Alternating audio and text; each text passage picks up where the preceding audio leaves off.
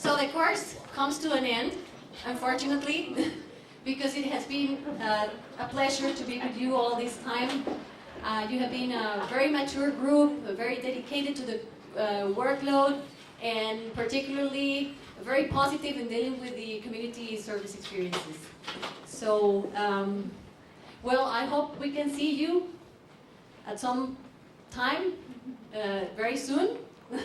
And you know that you have many friends at UPeace whenever you want to come back.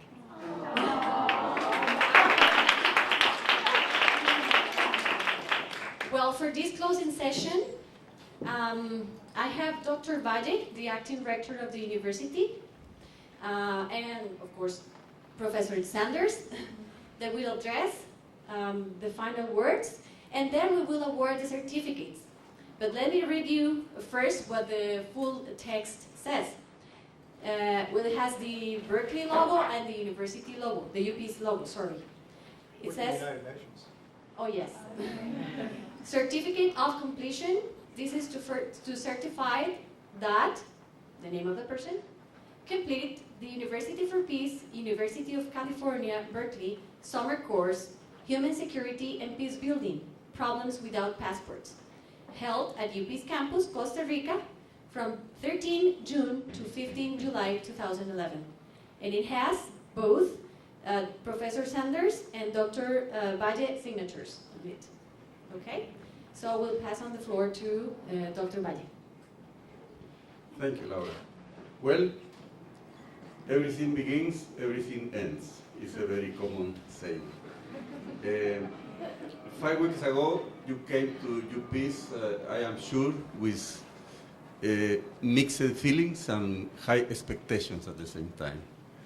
And according to the reports that we have, you have enjoyed fully the experience, not only as a learning experience, but as a very intense human exchange.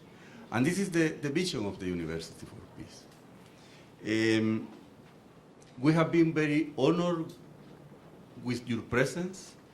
We are very grateful because you trust in us, and I hope your expectations were fulfilled in passing through this campus that is actually one home of humanity. I would like to spend some minutes making some reflections about the course that you have taken at UPeace. And I would like to depart of one tragic issue that happened 1 week ago in Central America.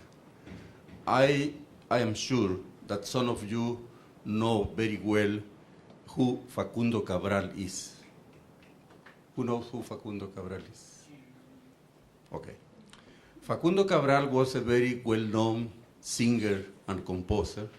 He's some sort of Bob Dylan for the Latin American and Spanish-speaking world. He was 74 years old. He was appointed and designated by UNESCO several years ago as Messenger of Peace. And tragically, apparently by a human error of hitmen, he was killed 1 week ago in Guatemala.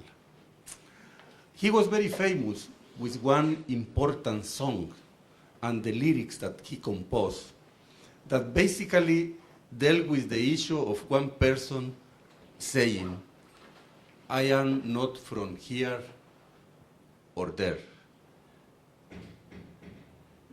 I don't have future, I don't have age. My idea is to be happy. This was the essence of the song. When I was reading the news, and he was talking about, I am not from here or there, he was talking about that for him, there were no borders.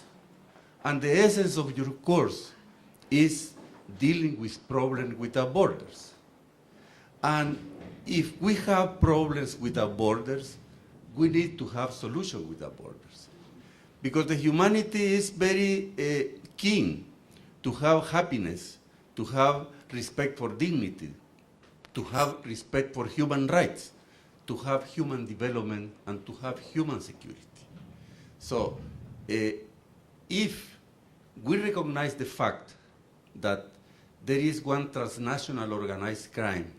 We need to build up one transnational organized human organization able to build up human security, human development, and human rights for everyone. And I think that was the essence of the lessons and discussions that you had during the last 2 weeks, or 5 weeks, and especially during the last 2 weeks, where you were facing the reality vis-a-vis the theories and the concept that you discussed during your classes. There is a very well-known Costa Rican poet, Jorge de Bravo, who wrote a very nice poem called something like Poem Without Fatherland. And the message, the central message of the poet was, I wish I could have big hands in order to erase the borders. I will keep as only border the air. And I think this is the destiny of humanity.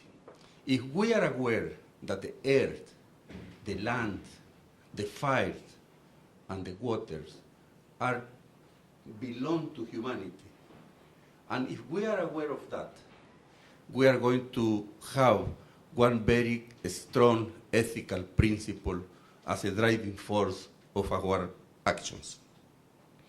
You know very well that the mandate of the University for Peace is to build up understanding among peoples.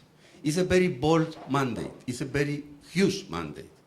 But we need to believe that we are able to be at least one small drum listener around the world. And you are part of the listeners. My only request to you is go to your university back, go to the world, say our existence, and say how noble principles are learning at the University for Peace. Thank you for being with us. Thank you for being co-students, because we learn every day when we teach. Thank you.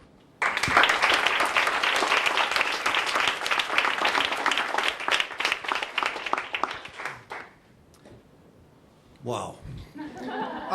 Fortunately, Victor was eloquent, and he's going to save me here because I'm uncharacteristically at a loss for words.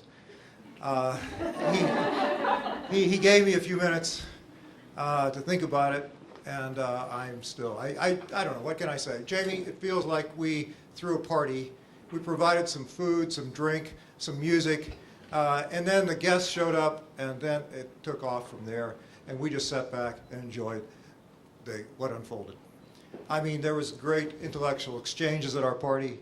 There was a lot of fun involved. People made great friends, people they didn't know before. And now you're about to leave. All of our guests are leaving, and the cleanup for us begins. And it's been a good one. I think some people had doubts about whether undergraduates could come to Costa Rica and stay off the beaches and stay away from all the other activities and the zip lines and actually do hard work. And clearly you've proven what's possible. I mean, you all came here as individual undergraduates, joining the fellow graduate students from the Great Lakes area, didn't know one another, and in a very, very short time, you really came together as a transnational group of scholars and peace builders. And it's been very impressive.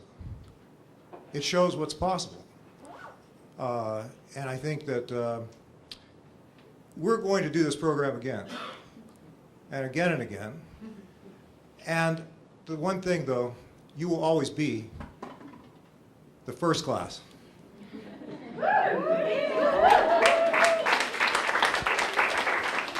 You are going to be the ones that inspired us to do this again and to keep it going, because you've shown what's possible in a very short amount of time. I can't say enough for the amount of discipline and the commitment that you put into this. And it's just very, I mean, like I say, I'm at a loss for words. You really were something else. And the thing is that you really started this, launched this program, and hopefully we'll have many reunions in the future. And you'll always have that distinction of being that first class, the class of 2011. Thank you for being here.